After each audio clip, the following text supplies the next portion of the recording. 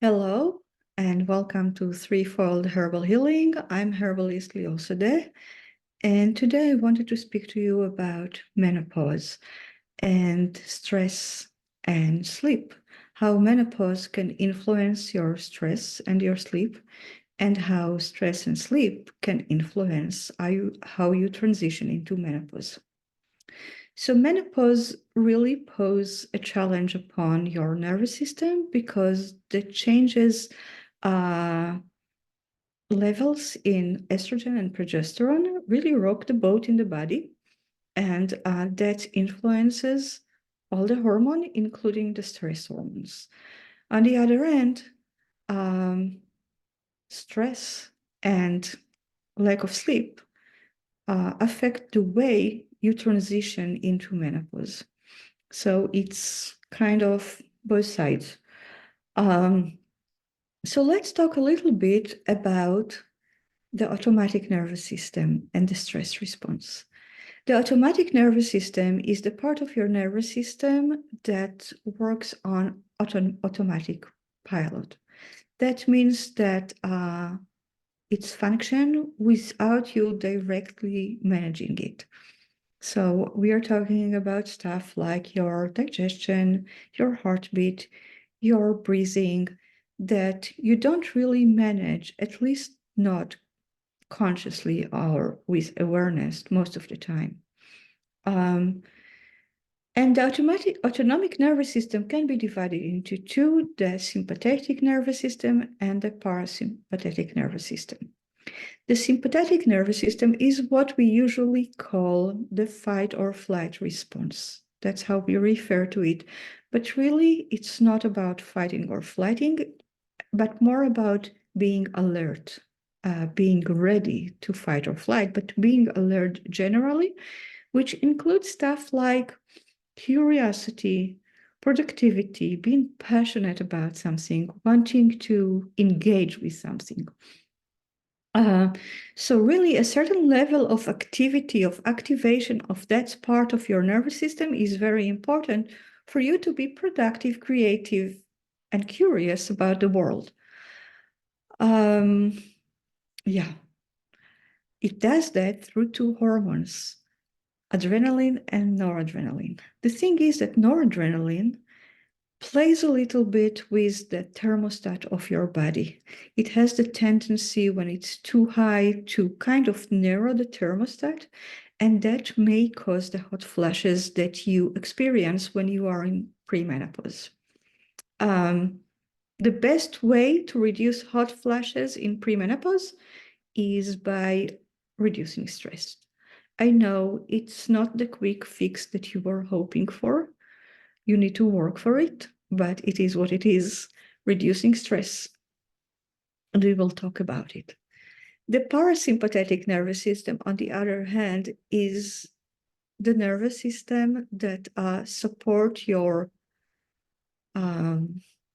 digestive, supports maintenance, recovery, rest, and sleep. The vagus nerve is the largest, thickest, and longest nerve in the body. It starts in the brain and goes all the way to your heart, lungs, and digestive tract. So it's connect your brain with your torso, with all of the life-sustaining organs. Acting the vagus nerve basically puts you into rest, digest, recover response.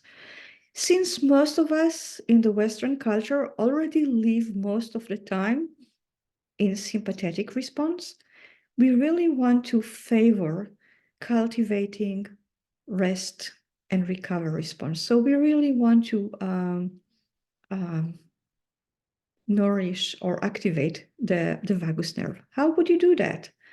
You activate the vagus nerve when you go out in nature, when you spend time in the forest or on hills or just in the beauty of nature outdoors. You activate the vagus nerve when you create community, you engage with other people, you develop social relationships. You activate the vagus nerve every time that you eat. So eat good food. Breathing deeply and engaging in meditation activate the vagus nerve too. And my favorite way of activating the vagus nerve is drinking an aromatic tea. Many women in menopause also report or complain about sleep disturbances. And sleep is very important for the body because that's the time that your body gets to fully rest and allow some maintenance work to occur. So cleanup work, building work, many important functions happens while you are asleep.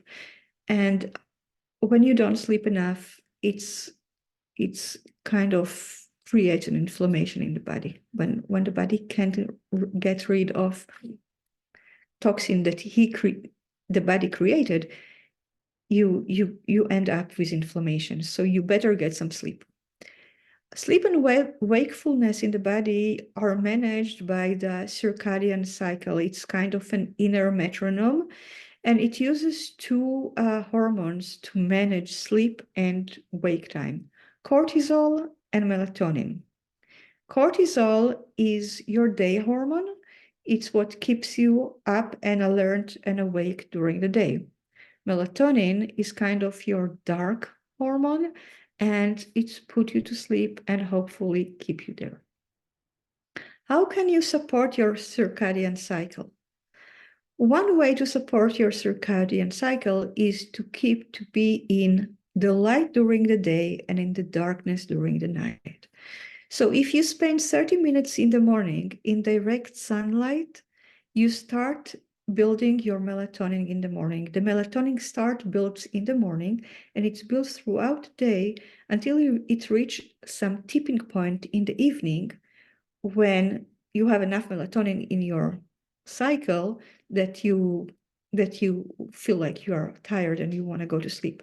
But if you spend all day in a room with no window and no sun, and you never get the sunlight and you're never in the light, your melatonin production doesn't start, and it doesn't go all day like that. So you need all this process. The other part of it is keeping in the darkness in the evening. So you want your bedroom to be fully dark, and that include blue lights from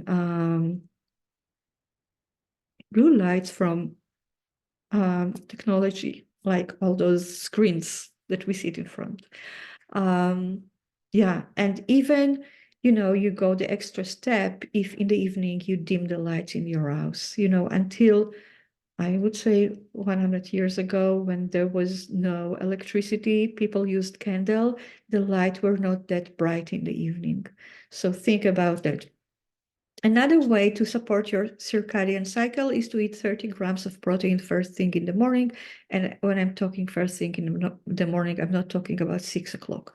About 10 o'clock, breakfast, eat 30 grams of protein, because they will start your metabolism and insulin cycle of the body. They kind of reboot it, and that's regulate your circadian cycle. So you want to do that. One more way is to eliminate alcohol, because the vitamin B3 that breaks down alcohol in the body, involves in breaking down alcohol in the body, is also the vitamin that is the foundation of melatonin.